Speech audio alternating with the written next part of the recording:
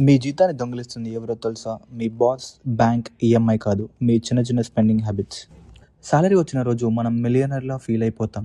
స్విగ్గీలో 300, అమెజాన్‌లో 1200, వీకెండ్‌లో 2000, సబ్స్క్రిప్షన్‌లో 500. ప్రతి ఖర్చు చిన్నదే, కానీ ఈ చిన్న ఖర్చులే పెద్ద దొంగలు. ఈరోజు ఆ దొంగల్ని పట్టుకోవడానికి 6 సింపుల్ రూల్స్‌ని చూద్దాం. మెయిన్‌గా సిక్స్త్ రూల్‌ని మీ స్పెండింగ్‌ని చూసే విధానాన్నే మార్చేస్తుంది. ఫస్ట్ మిస్టేక్ ఏంటంటే సాలరీ మొత్తం ఒకే అకౌంట్లో ఉంచడం.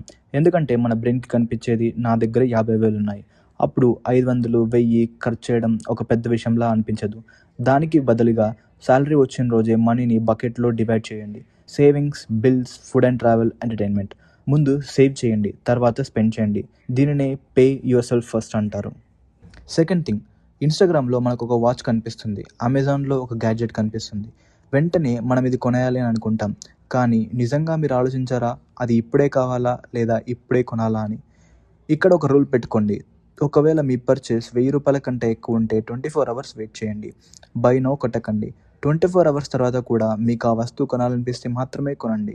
చాలాసార్లు మనకు ఆ వస్తువు అవసరం ఉండదు. కానీ మనకు వచ్చిన ఎమోషన్‌కి మాత్రం ఆ పర్చేస్ అవసరం ఉంటుంది. థర్డ్ థింగ్, ఇప్పుడు చాలామంది యూత్‌కి biggest money leak food delivery. ఒక్క ఆర్డర్ 300, ఏం పెద్ద ఖర్చు అవుతుందని అనుకుంటాం. కానీ నెలకి 15 ఆర్డర్లు అంటే 4500, సంవత్సరానికి 54,000. ఒక్కసారి ఆలోచించండి, మీరు ఫుడ్ తింటున్నారా లేక కన్వీనియన్స్ కోసం మీ ఫ్యూచర్ మనీని తింటున్నారా? అందుకే మంత్లీ ఫుడ్ డెలివరీ లిమిట్‌ని పెట్టుకోండి. 2000 మాత్రమే ఉంచుకోండి. అది అయిపోయిందా కిచెన్‌కి వెల్కమ్. ఇంకో దొంగ చాలా సైలెంట్‌గా పనిచేస్తాడు. అదే సబ్స్క్రిప్షన్స్. నెలకి 199, 299, 499. చిన్న అమౌంటే కదా! కానీ మీరు ఉపయోగించని 5 సబ్స్క్రిప్షన్ ఉంటే అది ₹1000 నెలకి అవుతుంది.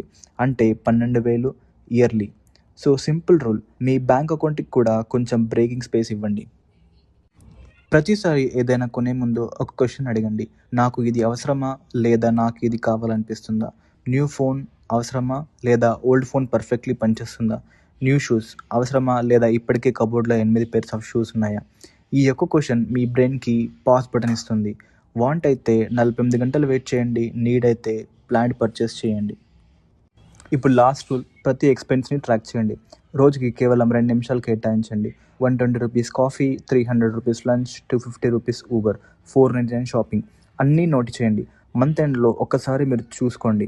అప్పుడు మీకు ఒక షాకింగ్ ట్రూత్ కనిపిస్తుంది. మీ పెద్ద ఎక్స్‌పెన్సెస్ కాదు, మీ రిపీటెడ్ స్మాల్ ఎక్స్‌పెన్సెస్ మీ మనీని డ్రైన్ చేస్తున్నాయి. మనీ మేనేజ్మెంట్ అంటే డబ్బు ఖర్చు చేయకపోవడం కాదు, మీకు ముఖ్యమైన వాటికే డబ్బు ఖర్చు చేయడం.